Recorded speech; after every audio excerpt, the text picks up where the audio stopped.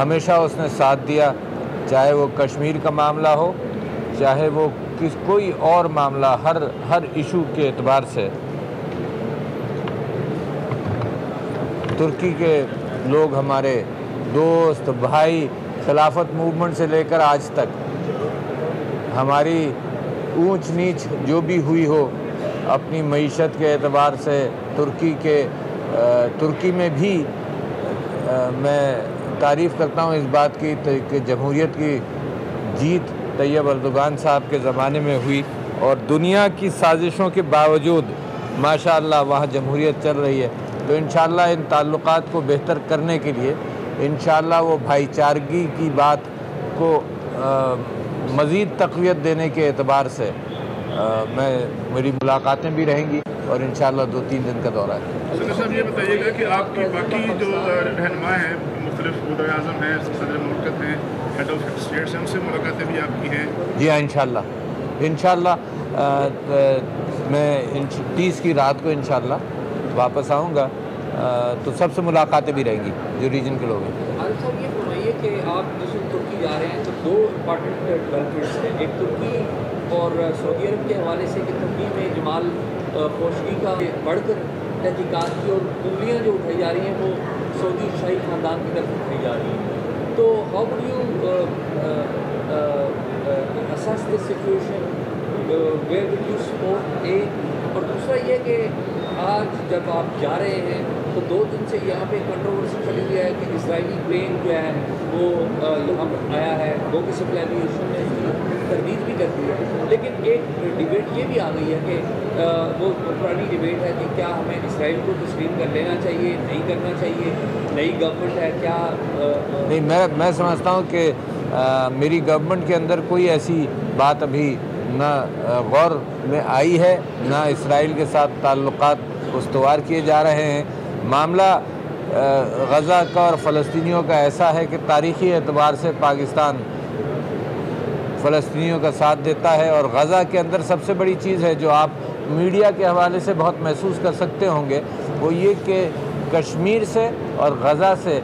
جو کچھ بھی وہاں مظالم ہو رہے ہیں وہ دنیا کو بتائے بھی نہیں جاتے۔ تو اس بات کا کوئی امکان نہیں ہے، کوئی ڈسکشن نہیں ہے، کوئی بحث نہیں ہے۔ یہ رپورٹ جو ہے اس کے اوپر کوئی لوگوں نے خود جنہوں نے رپورٹ ریلیز کی انہوں نے یہ کہا ہے کہ وہ خود بھی اس میں مطمئن نہیں ہے کہ ایسی کوئی رپورٹ ہے، کوئی جائز ہے۔ دوسری بات آپ نے وہاں کی کہ جو جرنلسٹ عدنان خاشقجی کا جو قتل ہوا ہے،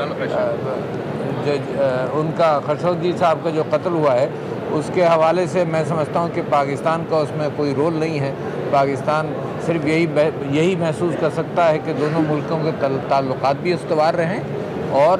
اس بات کو اپنے منطقی نتیجے تک پہنچایا جائے۔ سر یہ بتائیں کہ پی ٹی آئی کی حکومت آئی ہے جب سے 2-2.5 مہینے ہوئے ہیں، ماشاءاللہ 2-2.5 مہینوں میں کوئی بھی حکومت اتنی غیر مقبول ہم نے نہیں دیکھی پبلک سطح پہ جتنی پی ٹی آئی کی ہوئی ہے۔ تو ظاہر ہے کرائسس تو زرداری نواز شریف کی حکومتوں کو بھی ملے تھے، تو کس طرح فیس کریں گے سر اس کو؟ جو کریڈیبلٹی خراب ہو رہی ہے اس کو کس طرح باہر کریں گے؟ پی ٹی آئی کی حکومت بہت مضبوط ہے، یہ حکومت بڑی مضبوط ہے۔ جو فائنینشیل کرائسس آئے ہیں اس کے اندر میں سمجھتا ہوں کہ میں کریڈٹ دیتا ہوں اس حکومت کو کہ کم سے کم سانس لینے کے قابل ہوئے، کم سے کم یہ کیفیت پیدا ہوئی۔ اور سعودی عرب ہمارا دوست ملک ہے، میں اس بات کا مشکور ہوں کہ سعودی عرب نے ہمیشہ کی طرح پاکستان کے ساتھ وہی دوستی کا ہاتھ بڑھایا اور اس کرائسس میں ہماری مدد کی، مگر بڑا انڈیپینڈنٹ سا معاملہ ہے کہ $3 بلین وہ بینک کے اندر رکھیں گے اور $3.2 بلین وہ ڈیفرڈ پیمنٹس تیل کے اعتبار سے کریں گے، اور مائننگ کے اندر میں سمجھتا ہوں کہ ہمارے انٹرسٹ اوپن ہیں کہ وہ اگر انویسٹ کرنا چاہیں تو کر سکتے ہیں، اور اس کے ساتھ ساتھ آئل ریفائنری کی بات ہے، تو بہت بڑے پروجیکٹس ہیں، انویسٹمنٹ کی بات ہو رہی ہے۔ اسی طرح سے چائنا کے ساتھ مزید انویسٹمنٹس کی بات ہوگی، اور پرائم منسٹر صاحب چائنا جا رہے ہیں انشاءاللہ نومبر کے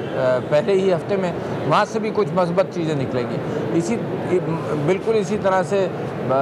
امارات کے اندر بھی پاکستان کا کوآپریشن، پاکستان کی ایکسپورٹس اور پاکستان کے ساتھ انویسٹمنٹ کا پورٹ فولیو کی بات ہوگی۔ اصل میں